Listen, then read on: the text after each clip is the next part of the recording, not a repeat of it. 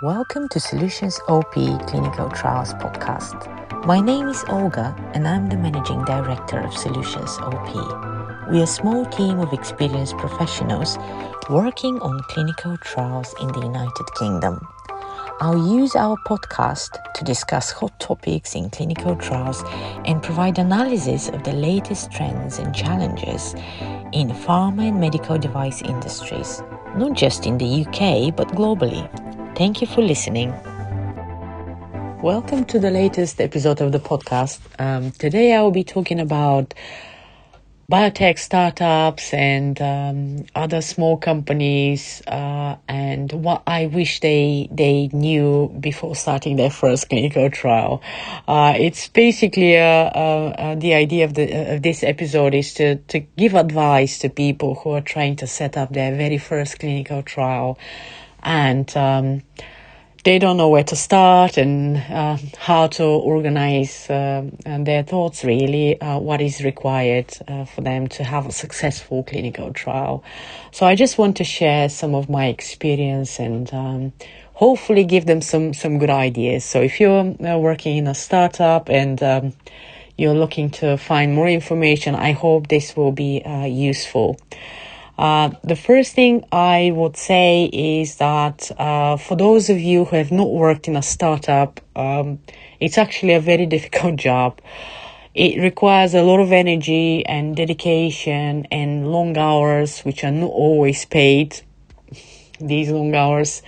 And the success is not guaranteed and actually there is a quite high chance of failing and failure.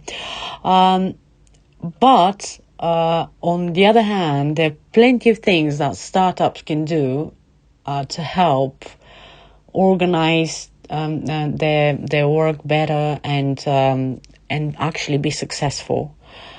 So the first thing that they need to consider when they're setting up their clinical trial is to find the right people. Now, that might sound easy, you just Google and you find a lot of people who offer services and things.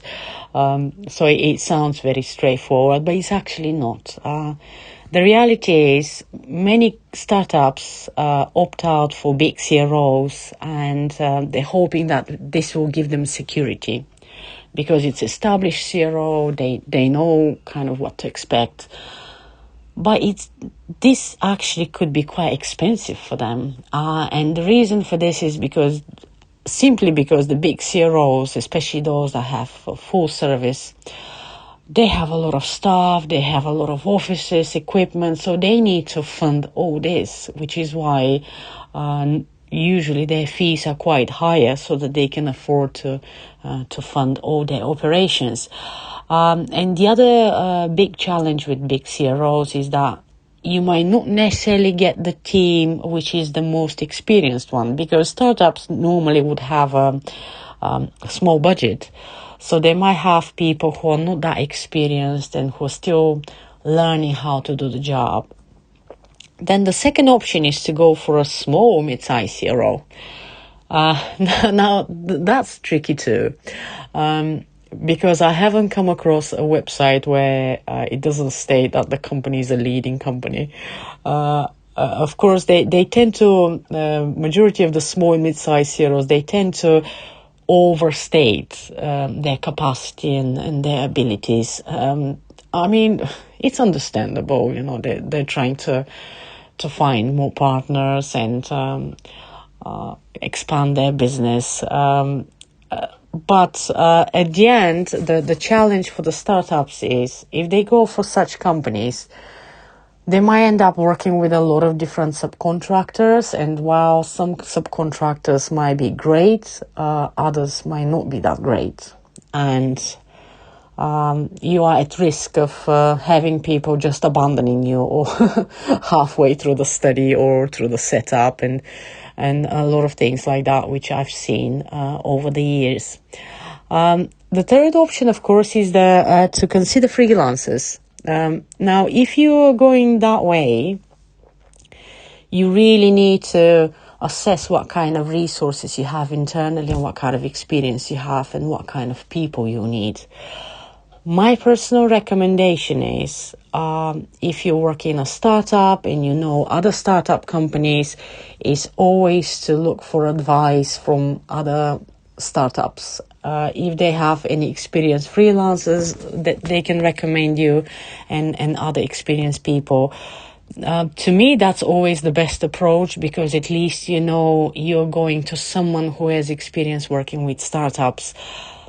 Because the issue with a freelancer is you can come across someone who's been working generally with big corporations and big companies, and these people may not necessarily have the most cost-effective solutions for you, or they might advise you into give you some ideas which are more expensive than you can actually even afford.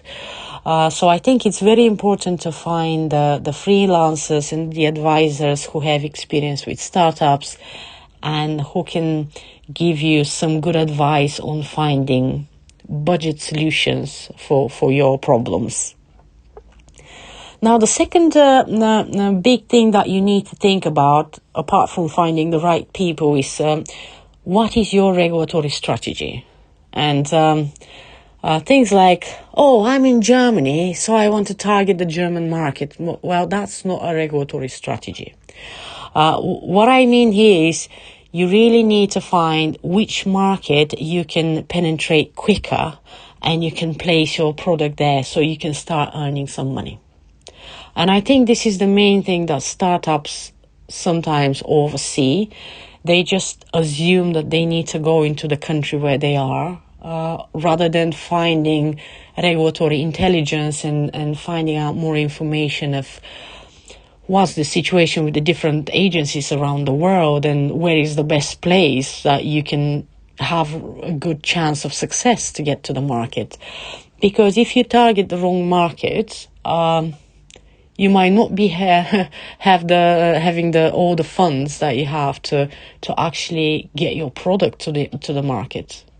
So that's really important to consider timelines and all other possibilities when you're looking for regulatory advice. The other thing that you need to really consider is scientific advice opportunities. So many regulators offer scientific advice, and they have even waivers for their fees for startups. My recommendation is, before you go into throw yourself into any clinical trial, make sure you have a scientific advice, ideally from the regulator where you plan to place your product on the market. So that's very critical. What you don't want to happen to you is run a clinical trial and get the data, and then all of a sudden they come up and say, well, actually, we need additional data, so you have to do another study, which will cost you, a lot more money. So regulatory strategy, finding the best agency where you want to penetrate the market, this is very important. Second point. So the third, also very critical point is make sure you understand the cost of the clinical trial. It's a very common mistake because companies apply for funding, they receive a bulk amount of money, they kind of make like top level estimation, and I say, oh yeah, that'll be enough, it's perfect, and I'll raise funds when I get some data, it's not going to be a problem. But that's not quite right way of thinking, because very often the cost of the actual clinical trial could be significantly more than what you expect. If you don't have experience, if you don't know how to estimate that cost, you can underestimate how much it will cost you. Or you might be overpaying for services that you don't need and for things that you don't need. So it's really important to find the right advisor and the right person to give you estimate how much that's going to cost you. Going to a CRO and say, well, just guys, give me a quote, it's not enough. You need someone who can sit down with you, work through the protocol, and give you an estimate for the country where you want to go for. Particularly, I've seen this one with many companies. They tend to look very optimistic at their budget and think that, yeah, that's going to be enough. Surely it's going to be fine. And when you actually give them how much it's going to cost them, they're quite startled because they're not expecting it. So that's the main thing that you need to understand. You need to have someone who has experience, who can create your budget for you and really advise you on the cost. If you get the costs right, you have a great chance of success. But if you don't get them right, if you don't plan things like, for example, your study might not recruit as per planned timelines, which will add additional fees and additional costs and so on. So you really need to think from different perspectives.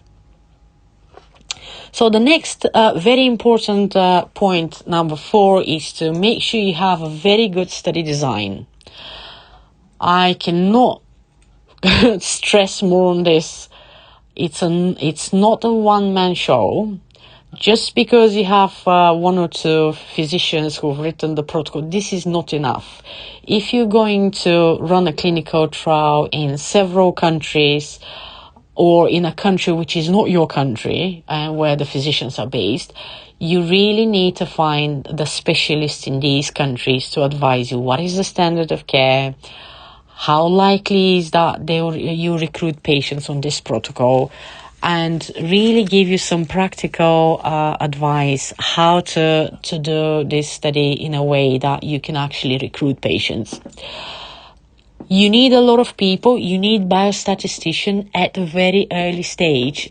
I know they're hard to find, these biostatisticians, but you need that at the very beginning. You need the scientific advice. You need the biostatistician. You need some a medic who has experience and who can advise you on the standard of care in the country where you want to run the clinical trial.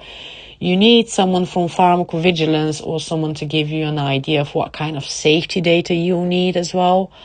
You need someone with a regulatory from the regulatory field who can advise you on the regulatory requirements, what you need to put in the protocol to make sure you meet all the regulatory requirements.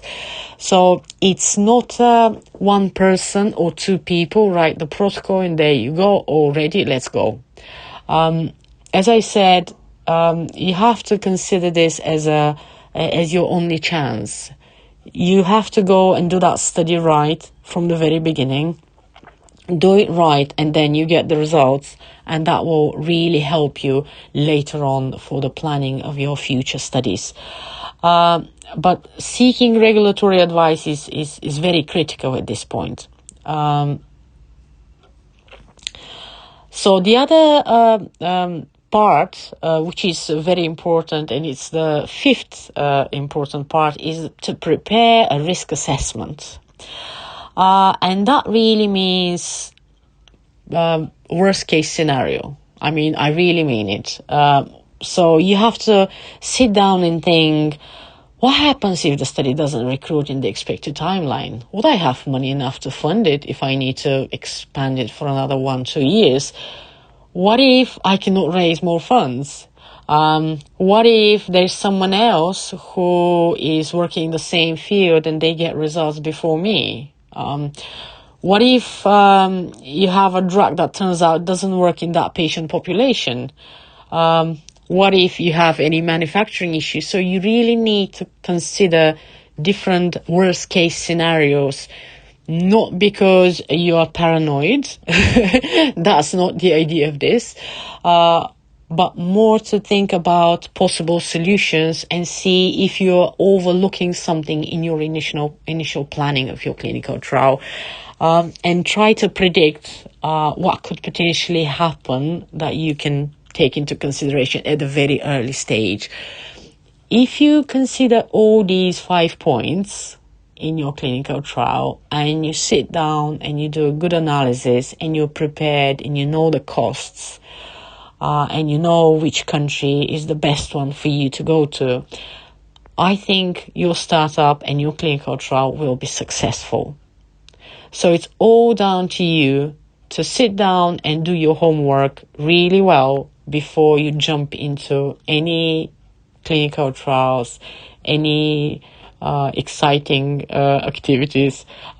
So please do your homework very well and make sure you set up your clinical trial for success from the very, very beginning. Thank you for listening.